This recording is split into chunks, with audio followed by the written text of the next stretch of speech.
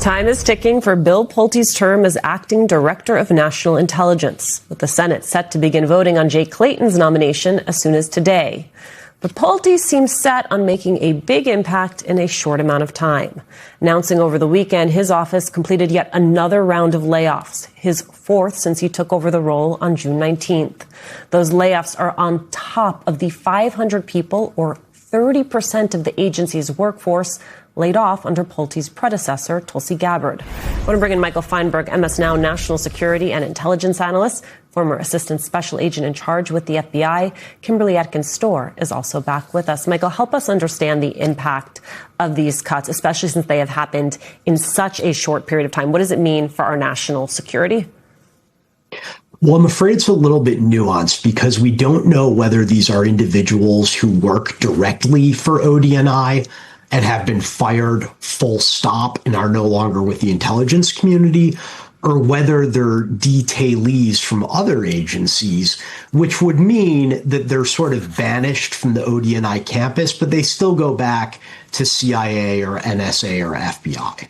But either way, within the building where the director of national intelligence is supposed to sit, there are less people doing ODNI's job. And ODNI's job is functionally to serve as a coordinating entity for the intelligence community to make sure that everybody is on the same page, and that if there are any conflicting accounts between reported intelligence or policy recommendations, that they get sorted out in a professional manner. That's why the director of national intelligence is one of the only cabinet secretary positions who specifically is supposed to have worked in that field.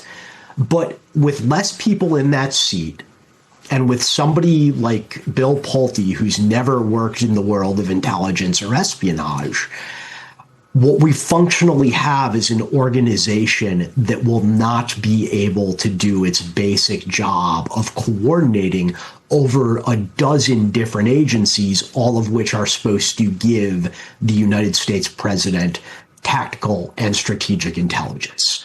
Kimberly Atkins-Storr, help me. Yeah, why? Why, right? That's the question. Well, it's infuriating and befuddling, because to do this at a time when we are in an elective war in the Middle East, seeing a country that is supposed to be our ally fending off Russia at the same time, and China getting more and more aggressive in East Asia, it's difficult to understand why you would do this.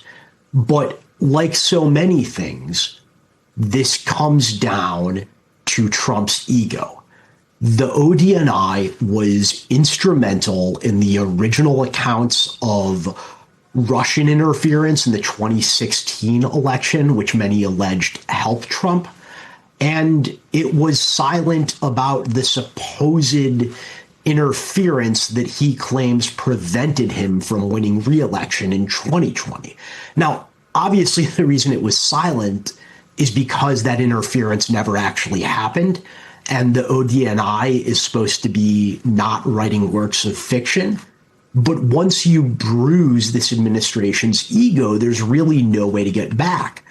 So he appears to be punishing an agency which he views as not supportive enough of his candidacies.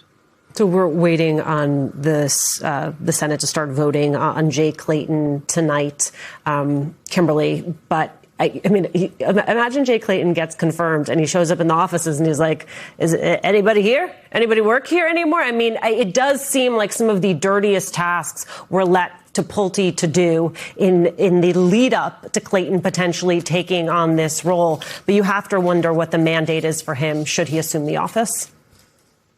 Yeah, I think you can get a clue just basically from some of the actions that he's already taken before he's even gotten into the office. Now, let's a reminder that Jay Clayton is not someone who came up through the MAGA political sphere. He, is the current U.S. attorney in the Southern District of New York. But since he has been for consideration and trying to rise up within the Trump administration, we've seen him do things like sign off on those New York Times subpoenas of reporters that a judge all but told them with the Justice Department to withdraw, or else that they'd be quashed and attorneys might be up for sanctions. And this is all just because the administration didn't like the fact that these reporters reported on security issues with the new Air Force One that was gifted by Qatar. So I have no reason to believe that he would not be on board with the same sort of apparent attempt to just purge the intelligence committee of the so-called deep state that Donald Trump thinks is working against him, as opposed to career professionals whose job it is to keep Americans safe from security threats, especially at a time when we are at war, when we are increasing the number of international enemies by the day, and when domestic terror incidents have also been in the news in the last 2 years, well more than we would like them to be. This is an important job. And to have it be taken by someone who is just there to do Donald Trump's bidding is incredibly dangerous.